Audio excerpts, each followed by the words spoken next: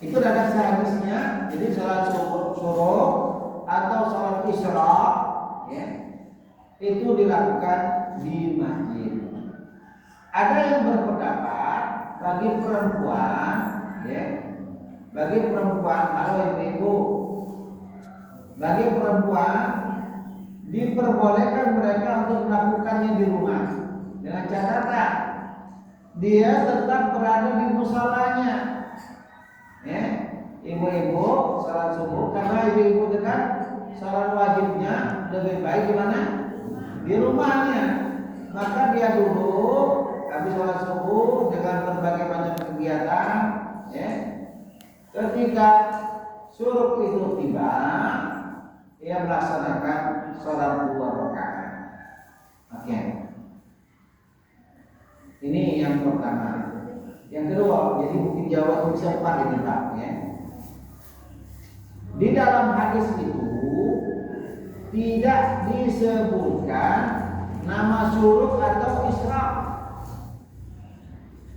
Ya, ini harus kita pahami. Di dalam hadis itu tidak disebutkan syuruk atau isyraq, tapi yang disebutkan adalah summa yusalli raka'atain. Kemudian dia salat 2 rakaat.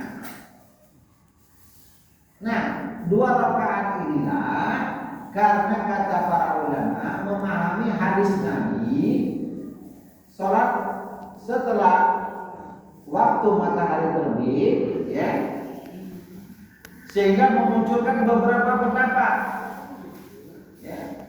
Itu ada yang karena berkaitan dengan matahari terbit, akhirnya para ulama mengatakan itu sholat suruh. Ada yang mengatakan itu sholat isyraq. Ada yang mengatakan itu sholat duha. Kenapa? Karena kata Nabi, raka'ataini min awal nahar.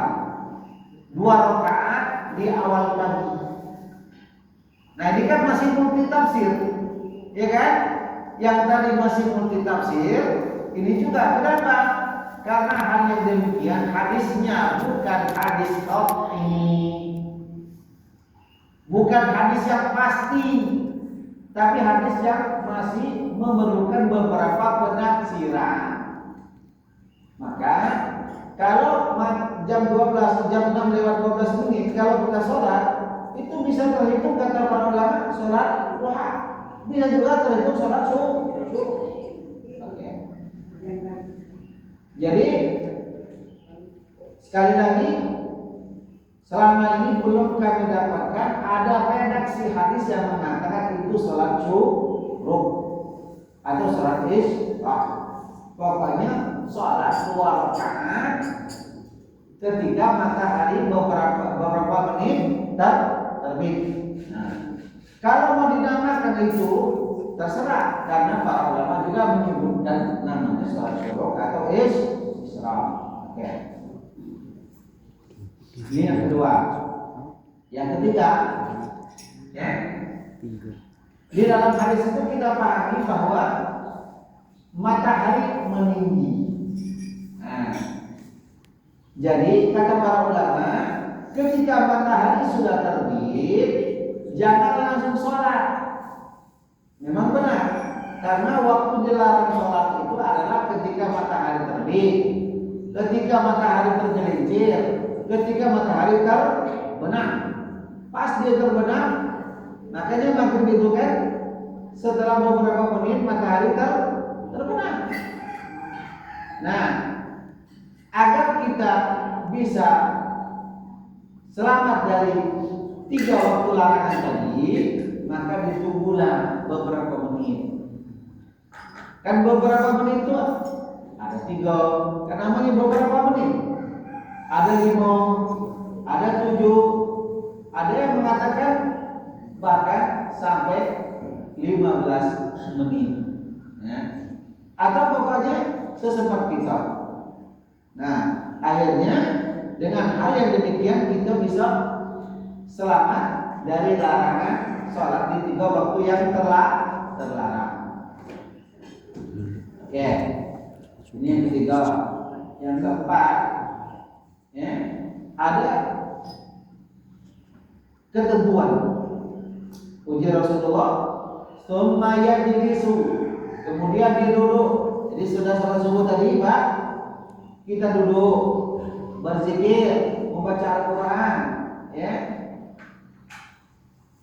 Tidak keluar kemana-mana, kecuali di tempatnya itu, atau dia keluar kecuali ada hajat, makan dulu, ya, atau mau pipis. Nah dia melakukan, kemudian ada salat 2 rakaat.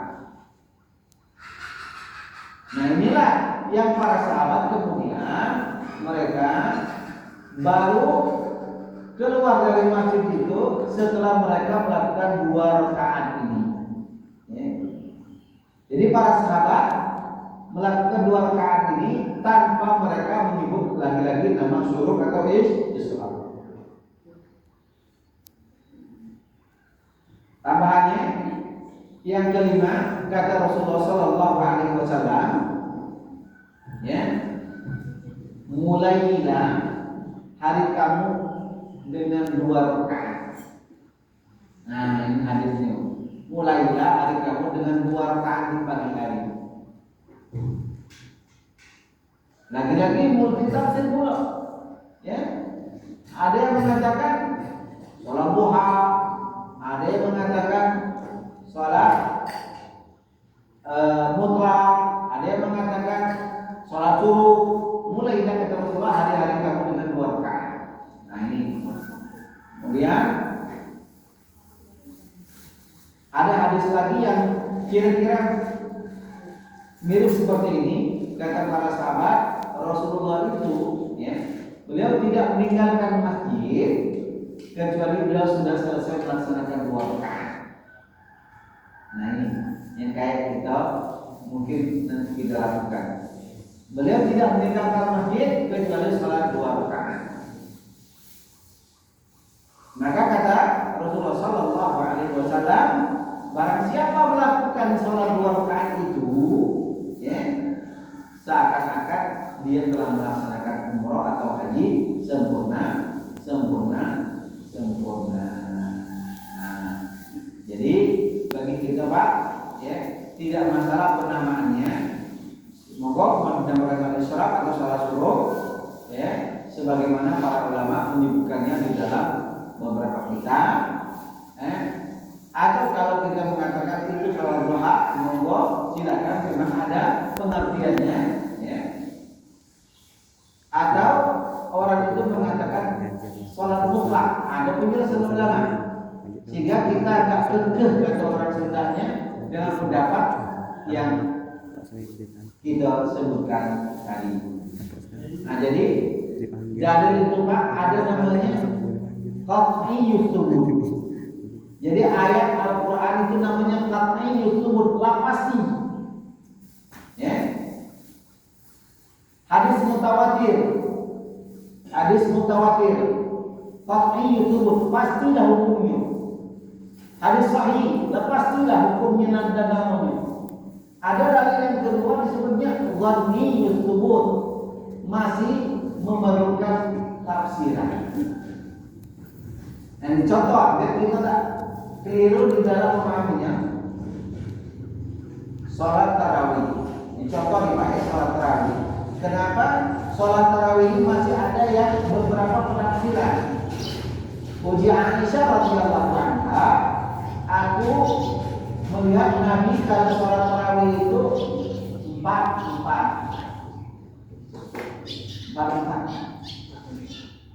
Oh, jual sama dia. Berarti sholat tarawih itu 4 rakaat. Itu kan cuma Nabi bukan 4. Ada yang menafsirkan, oh 4 tanpa salam. Ada yang nengok 4 dengan salam. Berarti 2 rakaat salam. Jadi lagi, itu namanya dhanniyyus subut, ya. Apa fungsinya di dalam penunjukan hukum itu masih perkiraan. Itulah yang menjadi